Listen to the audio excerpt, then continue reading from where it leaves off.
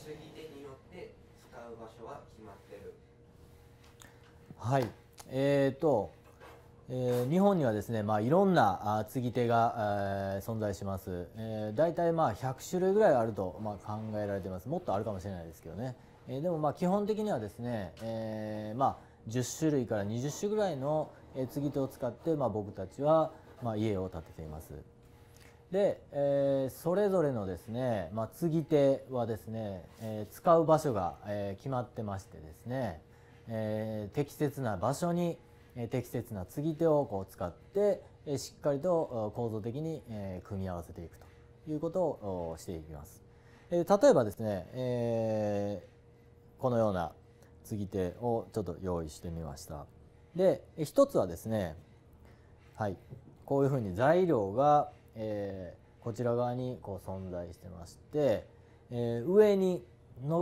かぶさるようにね、直こうしてかぶさるようにする場合には、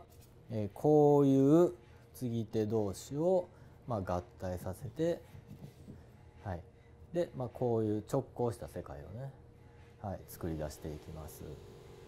はい、で同じようにですね、材料がこういうふうに流れてありまして、それに対して90度ね、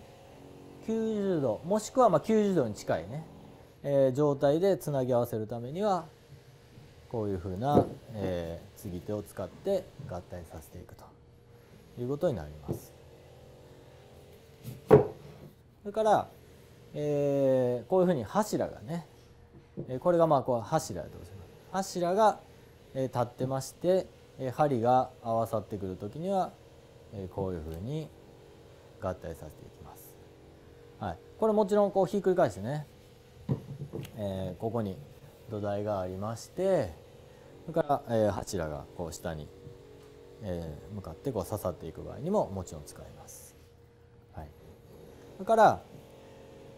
もう一つは、ね、材料がこう平行にね、材料をこう平行につないでいく、そういう時にはこういう継ぎ手を使ってこういうふうに、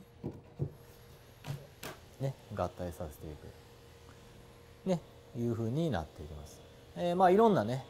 継ぎ手を使ってですね、材料を平行につないだり、クロスにつないだり、それから上下につないだり、そういうことをしながら、構造、家をね、組み立てていくというふうになります。